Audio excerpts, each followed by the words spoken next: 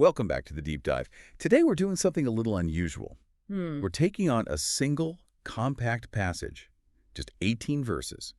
But it's arguably the most theologically dense and just, mind-expanding introduction ever written. It really is. We're talking about the prologue to the Gospel of John. And the timing is just perfect for this.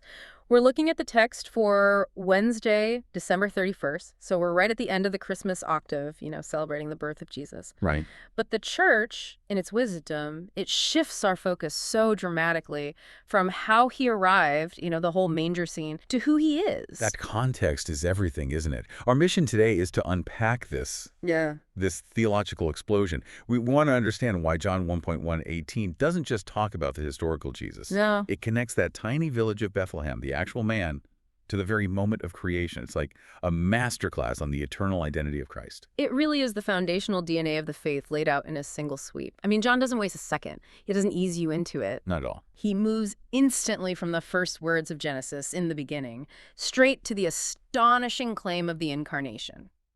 If you want a shortcut to the entire structure of salvation history, this passage is it.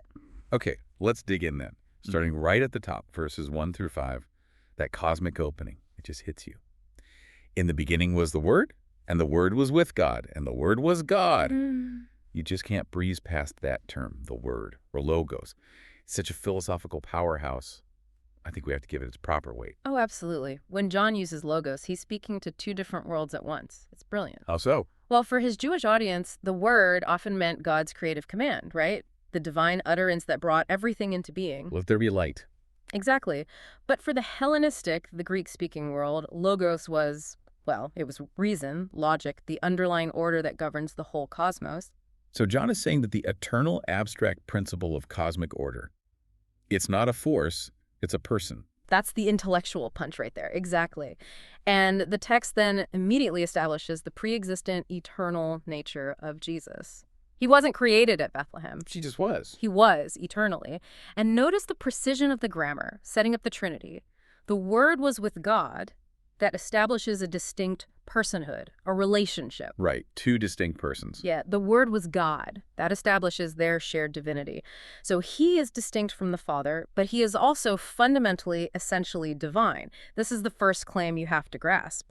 Jesus isn't just a historical figure, he's eternal. And right after that identity claim, the connection to creation immediately follows. It says, all things were made through him, and without him was not anything made that was made. And this just elevates the stakes so dramatically. The Word is the active agent of creation. I mean, if you believe this, you realize that the foundation of physics, the laws of math, the beauty of the cosmos, it all finds its order through him. He's the blueprint and the builder. But the passage doesn't stay in, like astrophysics and creation.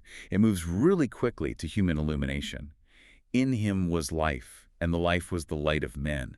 That's such a beautiful pivot. It is, isn't it? It connects the physical reality of existence to the spiritual reality of knowledge, of morality. The very life that animates the universe is the same light that illuminates our consciousness. And that leads to one of the most memorable lines. Oh, yeah. The light shines in the darkness, and the darkness has not overcome it. I love that phrase. It's not passive. It's a statement of active victory. The darkness isn't just ignorance or sin. It's chaos. It's evil. Right. And the light isn't just competing with it. The darkness cannot extinguish it. It's unconquerable. The original Greek even suggests the darkness couldn't comprehend or master it. Oh, interesting. Yeah, so it's not just resilience. It's a structural guarantee built into creation that divine truth, the logos, will always triumph. It guarantees hope. So we've got the eternal, divine, creative identity of the Word, section 1. But now the eternal has to enter time, which brings us to section 2, verses 6 to 13. Right. The invisible light needs a visible witness. So how do we get from the cosmic down to, a man named John the Baptist? The text uses John as a bridge. It anchors this huge abstract idea of the logos in actual history. It grounds the story. And John's purpose is defined immediately. He came as a witness to bear witness about the light. And critically, it says he was not the light, but came to bear witness about the light. That clarification is so important. It prevents any confusion between the messenger and the message. John's entire job was to point away from himself and toward the true light. What I find so surprising, though, is how quickly the author analyzes the world's reaction. It sets up this heartbreaking paradox. Oh, yeah. The great irony. The world was made through him, So why does it reject him so fast? John highlights that irony perfectly. He was in the world and the world was made through him, yet the world did not know him. You'd expect, immediate recognition. Why, of course. But then the rejection gets even closer. It becomes familial. He came to his own, and his own people did not receive him. That's a profound statement on human spiritual blindness and free will. Which makes the next verses even more powerful. If he was widely rejected, what was the path for the few who did recognize him? That's where the monumental promise comes in. It shifts the whole narrative to the personal. Despite the rejection, the text promises a radical transformation. But to all who did receive him, he gave the right to become children of God. The gift of sonship. Exactly. And becoming a child of God, that's not like joining a club. Yeah. It's a total shift in identity. And the criteria for it is so important. It's not of blood, nor of the will of the flesh, nor of the will of man, but of God. And that just powerfully undercuts any idea of human achievement or inherited privilege. It's not by physical lineage, blood, or human desire, will of the flesh. Or even by some grand human plan. Right, will of man. It's a divine action, a spiritual birth of God. Salvation rests solely with divine grace. Which leads us perfectly into the climax. Verses 14 to 18. This is where the cosmic and the historical just fuse together. This is the absolute center of it all, the theological heart of Christmas. And the sentence that just ties it all together, and the Word became flesh and dwelt among us. That right there, that is the ultimate aha moment. The eternal, creative Logos took on a human body. Yeah. And we have to talk about that phrase, dwelt among us.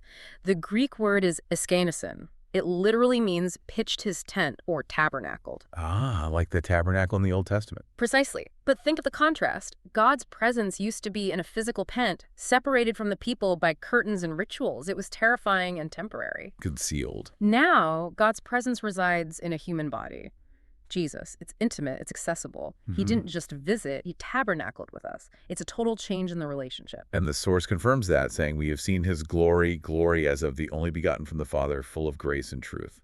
So his humanity wasn't a disguise. No, it was the very mechanism through which the divine glory was made visible.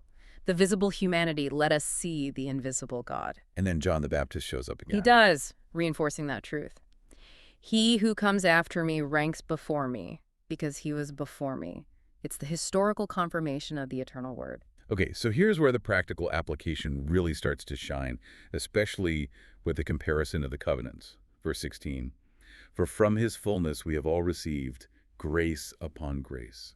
That concept, grace upon grace, is the key to the new covenant. It's a continuous, overflowing abundance. The very next verse clarifies it.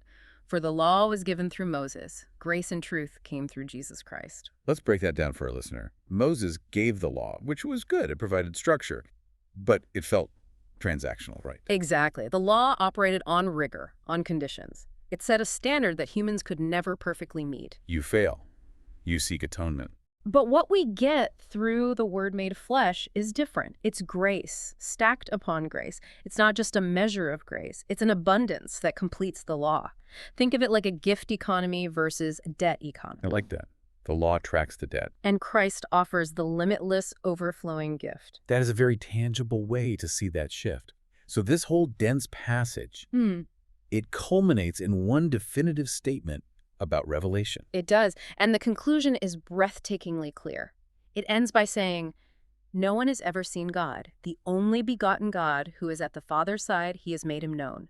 Wow. It means the Word made flesh is the final, ultimate revelation. If you want to know what God is like, you look at Jesus. He's the lens. That's incredibly powerful. So to summarize the takeaway for you, the listener, this single passage gives you the most complete explanation of Jesus' identity. He's the eternal Logos, the creative force, the unconquered light, fully human, and through him we get this revolutionary right to become children of God. And if the Word is the light, the source of all reason and truth, then seeking genuine knowledge, seeking philosophical truth, all of that is inseparable from seeking Christ. This prologue is the intellectual foundation for everything else. Which brings us back to grace upon grace. If we've really received this fullness, this overflowing abundance, what does that mean for us practically? That's a great question. It means we're called to live not just in obedience, checking boxes, but in the overflow. If our tank is always full, how are we pouring that out? That's a profound question to mull over as the year ends. Indeed, it changes everything from a transactional relationship to a participatory one. So to close out this deep dive, we'll offer this prayer built upon these truths from John. Lord Jesus Christ, eternal Word, we thank you for stepping into the stream of time and dwelling among us, full of grace and truth. Grant us the clarity to recognize you as the light that shines in the darkness and the courage to open our hearts to receive you fully.